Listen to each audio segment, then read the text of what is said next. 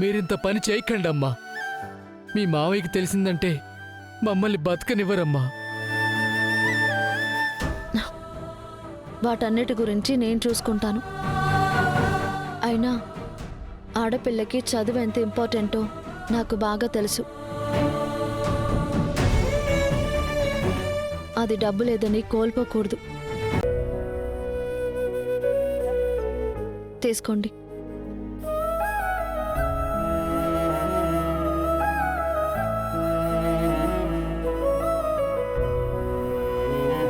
బాగా చదువుకో, సరేనా?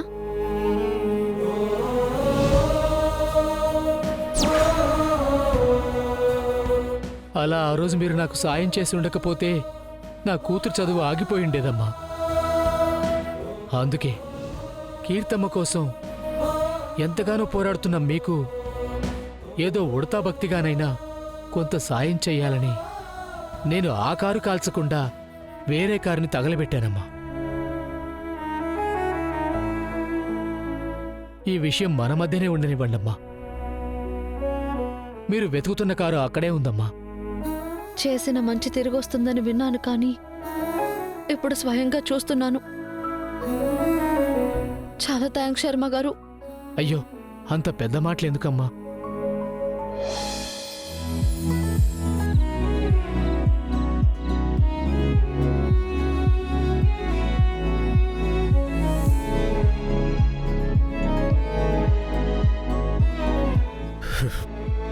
జాను ఈ పాటికి వచ్చేయాలి.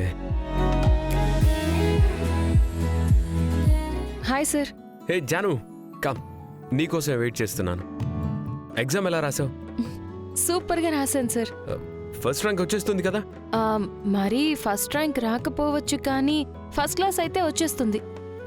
No Janu, no. నువ్వు ఫస్ట్ ర్యాంక్ తెచ్చుకోవాలి, బెస్ట్ స్టూడెంట్ అనిపించుకోవాలి. ఏంటి సార్, ఈ రోజుతో ఎగ్జామ్స్ అన్నీ అయిపోయాయి, ఇక డే అండ్ నైట్ కష్టపడక్కర్లేదు అని నేను సంబరపడుతుంటే మీరేంటి సార్ మళ్ళీ? No Janu, no. అందరూ ఎగ్జామ్స్ రాస్తారు, పాస్ అవుతారు. దాంట్లో గొప్పే ఉంది. నా జాను అంటే స్పెషల్ ఉండాలి. ఫస్ట్ ర్యాంక్ తెచ్చుకున్న జాను అని నీ ఫోటో టీవీల్లో పేపర్లో వస్తూ ఉంటే అది చూసి అత్తయ్య మావయ్యలు గర్వపడాలి. నీ సక్సెస్ స్టోరీని పేపర్లో వేస్తుంటే అది చదివి మన ఫ్రెండ్స్, రిలేటివ్స్, వెల్ విషర్స్ నీ గురించి గొప్పగా చెప్పుకోవాలి. జాను పేరు ఆంధ్ర, తెలంగాణ అంతా మారుమోగిపోవాలి.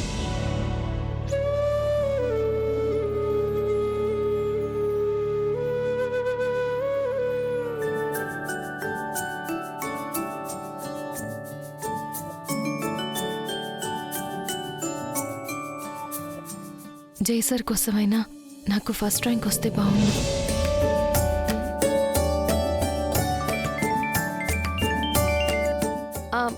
అక్క కాల్ చేస్తుంది, ఒక్క నిమిషం సార్. హలో అక్క, చెప్పు.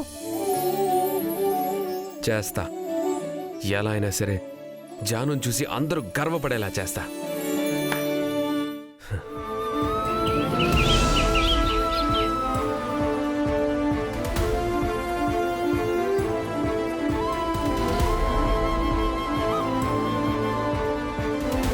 ఆ కారు ఎక్కడుందో ఇవాళ ఎలాగైనా కనిపెట్టాలి. ఏవండి, మనకు కావాల్సిన కారు ఎక్కడుందో తెలిసిపోయింది. ఏంటి నువ్వు అంటుంది? కారు లొకేషన్ తెలిసిపోయిందా? అవునండి. ఎలా? ఎవరో ఒక పుణ్యాత్ముడు ఇన్ఫార్మ్ చేశాడు. సౌపర్ణిక వాళ్ళు నైట్ ఆ కార్ని కాల్ చేయాలని చూస్తే ఆయనే అడ్డుపడ్డాడంట. సరే, ఇంతకీ ఆ కారు ఎక్కడుంది? మీకు లొకేషన్ పంపిస్తాను. పంపించు. పంపించానండి. ఒక మెకానిక్ని తీసుకెళ్లి చెక్ చేయండి. డాష్ కెమెరా చెక్ చేస్తే అందులో రికార్డ్ అయిన మొత్తం వీడియో ఉంటుందని చెప్పారు. సరే తులసి, నేను ఇప్పుడే బయలుదేరుతాను.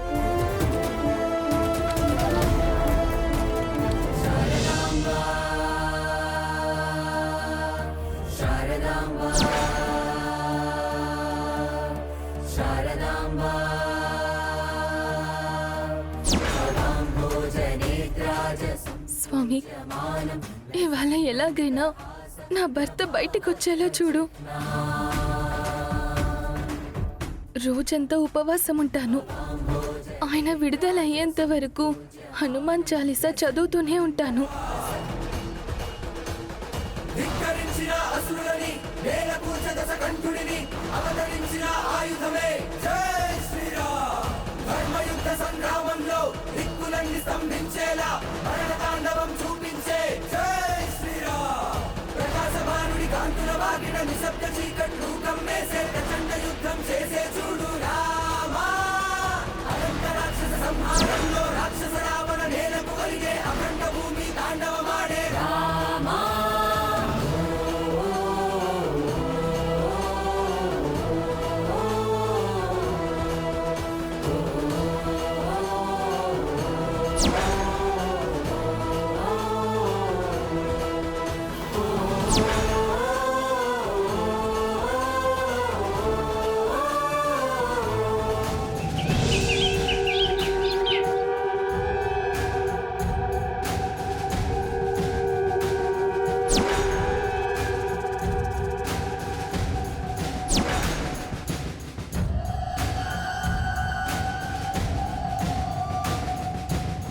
నమస్తే సార్.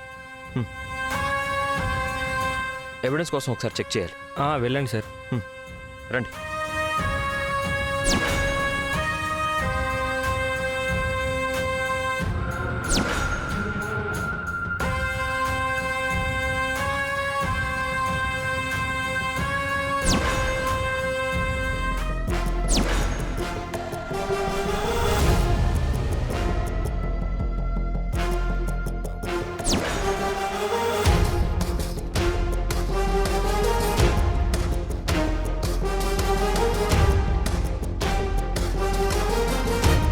అన్నయ్య వస్తున్నాడు.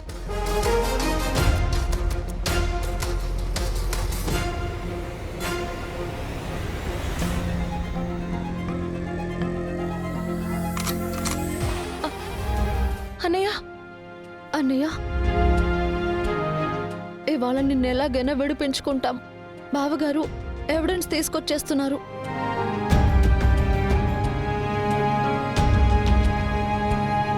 అవునన్నయ్య, నీకు ఇంకొక విషయం కూడా చెప్పాలి. నువ్వు కట్టాల్సిన 10 లక్షలు కూడా మేము తీసుకొచ్చి రెడీగా పెట్టాం. అవునన్నయ్య, ఈ కేసులో నువ్వు బయటకు వచ్చేస్తే ఇక మాకు అదే చాలు. ఇంకే ప్రాబ్లం లేదు. చాలా థ్యాంక్స్ అమ్మా. మీరిద్దరూ నాకు చెల్లెళ్ళైనా తల్లిలా పోరాడుతున్నారు.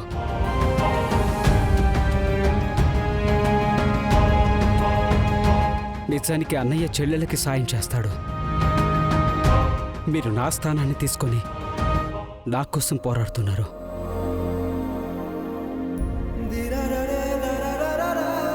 ఇంతకన్నా గొప్ప చెల్లెళ్ళు ప్రపంచంలోనే ఉండరమ్మా.